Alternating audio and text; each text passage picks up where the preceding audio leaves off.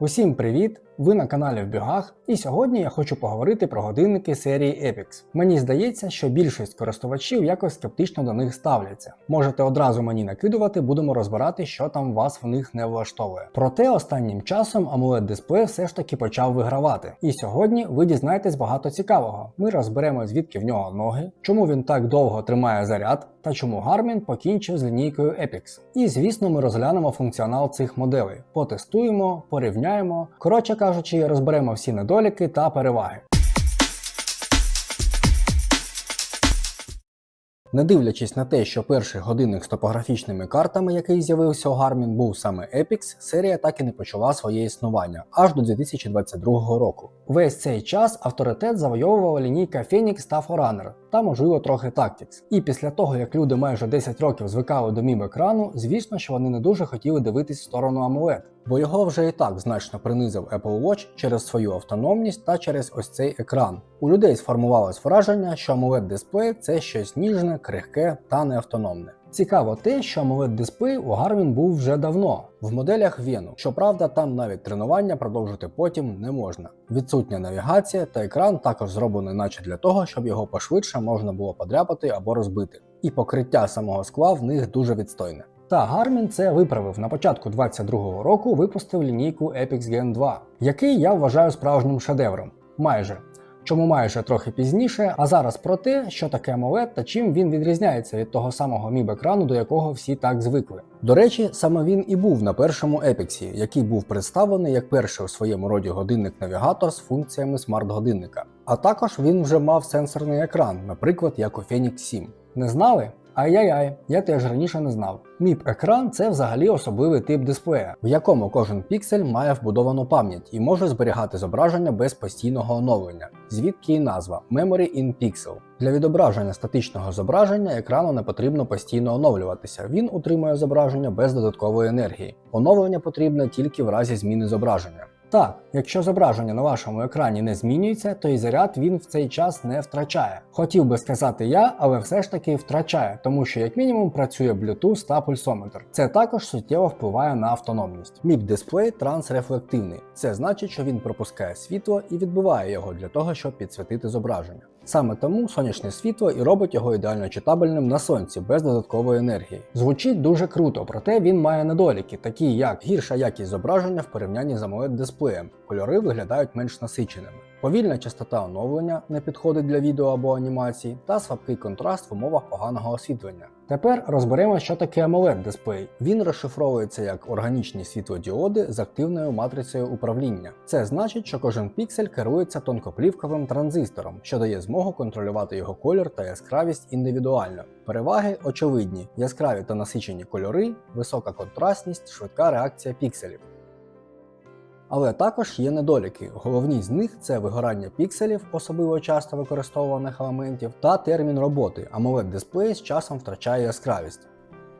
А також погане щитування зображення при сонячному світлі, тож давайте подивимось, як це виглядає. У цьому прикладі ви бачите порівняння Epix Pro та Phoenix 7S з сапфіровим склом, недоліком якого є відблискування, яке все одно не заважає MIB-дисплею отримати перемогу в цьому порівнянні. Особливо, коли Epix вимикає автоматичну підсвітку, про яку я ще обов'язково розповім. В тіні та не при прямих сонячних променях все доволі непогано, я би навіть сказав чудово. Особливо, якщо змінити затримку яскравості на 8 секунд. В MIB-дисплея перемога очевидна, він не потребує ніякої підсвітки, та чим більше світла потрапляє на екран, тим краще щитується зображення. Але це не відміняє того факту, що на AMOLED-екрані без проблем можна встигати розгладіти зображення, навіть при прямому сонячному світлі. А от в профілі велосипед, користуючись мапою, при налаштуваннях дисплей завжди ввімкнено, все одно доведеться клацати підсвітку, ніяких жестів рукою годинник не бачить. Тому і роздивитись там щось дуже важко. Екран з даними помітно чудово, хитрість економії заряду полягає в чорному фоні у всіх профілях занять. І оскільки ми тут наче принизили AMOLED-екран, то давайте тепер порівняємо їх в умовах поганого освітлення. Я багато років користувався годинниками Garmin з MIB-екраном та не мав жодних скарг щодо цього типу дисплея. Він мене цілком влаштовував. Влаштовує і зараз, але якщо порівнювати, то тут все очевидно. Навіть при мінімальній яскравості AMOLED перемагає. І звісно, що підсвітка в міб-екрані виправляє ситуацію, але зображення на AMOLED мені подобається більше. Але ж ви скажете, що і заряд вони втрачають значно швидше. Але ні. Або так. Все залежить від того, як їх використовувати. Раніше я вже користувався годинниками Epix. Купував, ходив з ними якийсь час, тестував та потім знову продавав. Та при продажі мене часто запитували, скільки тримає батарея. І мене це питання завжди трішки бісило. Точніше, не саме питання, а його відсутність.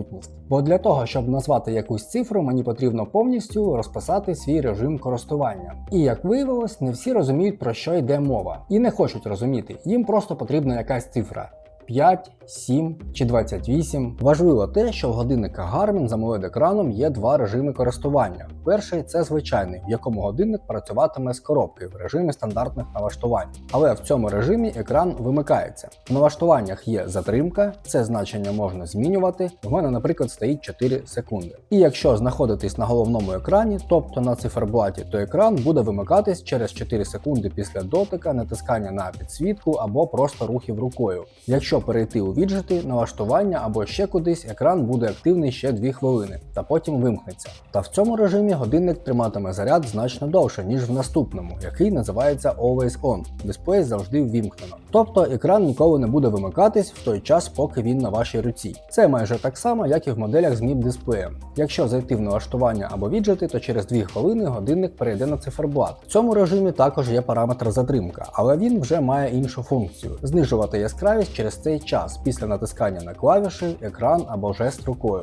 А точніше, це час, після якого вмикається адаптивна яскравість дисплея. І хочу звернути вашу увагу на цю функцію, оскільки вона має великий вплив на автономність та на те, як щитується зображення. Чим сильніше освітлення навколо вашого годинника, тим сильніша яскравість екрану, яку він буде отримувати. І навпаки, в дуже темному освітленні яскравість буде мінімальна. Все абсолютно так само, як на вашому смартфоні. До речі, цю опцію трохи вдосконалили в моделях Epix Pro. І тому я вважаю, що це максимально успішна серія, особливо Epix Pro в розмірі 51 мм.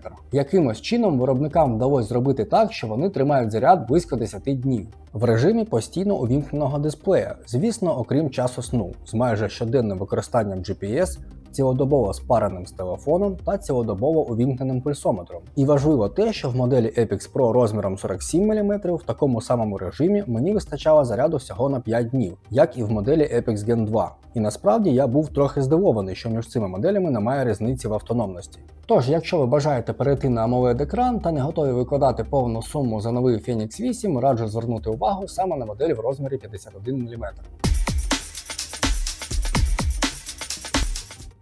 І тепер трохи про модельний ряд серії Epix та чим вони відрізняються. Оскільки перший Epix ми не розглядаємо, то в нашому полі зору Epix Gen 2 та Epix Pro. І різниця в них лише у тому, що у версію Pro додали ліхтарик, EKG, новий датчик пульсу 5-го покоління та допрацювали адаптивну яскравість екрану. Були ще деякі зміни, типу показник подавання схилу, показник витривалості, тренер із сну, відтворення змін погоди на мапі, але згодом Garmin зробив оновлення та попередні моделі також отримали усі ці штучки. А ще я хотів би проморозитись та не згадувати те, що версії Pro тепер можуть відстежувати зміни температури тіла. І подивитись це можна лише в додатку Garmin Connect.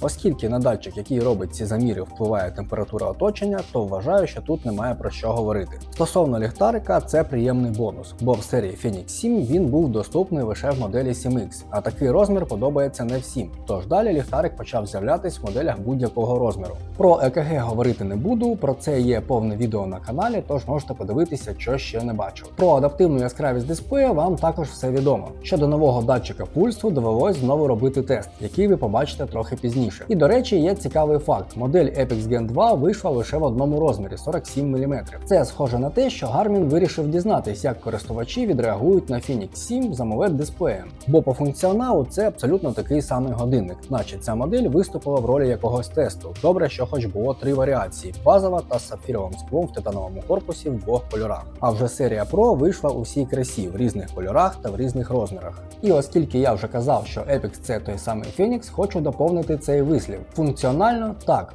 матеріали корпусу такі самі. Але є ще одна різниця, окрім того, що це MIP та AMOLED дисплей. І це роздільна здатність самого екрану. Якщо коротенько, то це ось такі цифри, від яких залежить якість зображення. Та в моделях Epix роздільна здатність суттєво вища, тому деякі зображення мають трохи іншу візуалізацію. Проте частота оновлення MIP та AMOLED екрану не відрізняється, що для мене трохи дивно, тому що навіть в моделях Venu 3 вона помітно краще, і це виглядає дуже приємно. Оскільки у багатьох є надія на те, що новий датчик пульсу працює точніше, маю це перевірити. Довелось знову бігти на стадіон, поганяти комарів та зробити 2 прискорення. Дивлячись порівняння, схоже на те, що старий датчик в моделі Phoenix 7S вирішив підіграти новому датчику, тому що на другому прискоренні пульс точно мав бути вище, ніж на першому. А тут ми бачимо похибку. Проте минулого разу, коли я порівнював датчики 3 різних поколінь, в цьому датчику таких нюансів не було. Та все одно моя думка не змінюється. Раджу сильно не розраховувати на точні показники під час бігу від нових датчиків в годинниках серії Pro, особливо під час потужного забігу. Ось, наприклад, забіг, в якому ми нещодавно брали участь, це годинник Євгена, Phoenix 7 Pro, і середній показник пульсу при такому темпі занижений ударів на 20, якщо не більше. Ось так виглядає його реальний пульс відносно темпу. Що стосується основного функціоналу, впевнений, ви знаєте, що цим годинникам можна записувати біг, велосипед, плавання та всі інші види активності, які не потрібно перераховувати. Те, що в ньому є NFC, компас, альтіметр, барометр, датчик температури, пульсоксиметр, ви також все це знаєте, і як це працює, пояснювати не потрібно. Переваги цих моделей не в кількості напханих віджетів та не в кількості даних, які базуються лише на показниках пульсу, а в тому, що вони нарешті мають приємний сенсорний екран, в якому зручно користуватись навігацією або взагалі роздивлятись якісь показники, а також якісний запис GPS-треку та кращу автономність серед конкурентів. Ще трохи коротеньких порад, як збільшити автономність. В налаштуваннях режим сну виставити циферблат Сон. В цьому режимі він потребує мінімальної енергії за рахунок спрощеного циферблату, який вмикається лише від жестів рукою та при натисканні на клавіші. Використовуйте стандартні циферблати. Вони розроблені таким чином, щоб в режимі очікування не відображати зайві дані та яскраві кольори. Якщо користуєтесь навігацією, можна вимкнути темну тему. Зменшіть затримку до мінімального значення та оберіть мінімальну яскравість. Її все одно вистачить, щоб розгладити інформацію, до того ж великі правки вносить адаптивна яскравість. Чому в моделях Epix немає Solar панелі?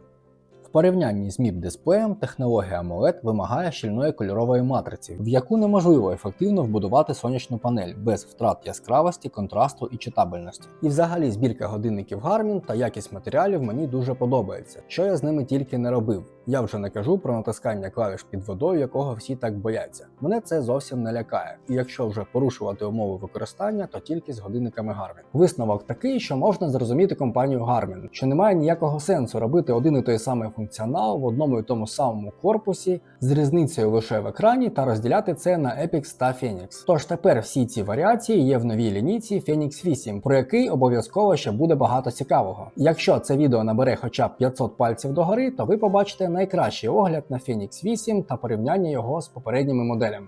Дякую, що дивились.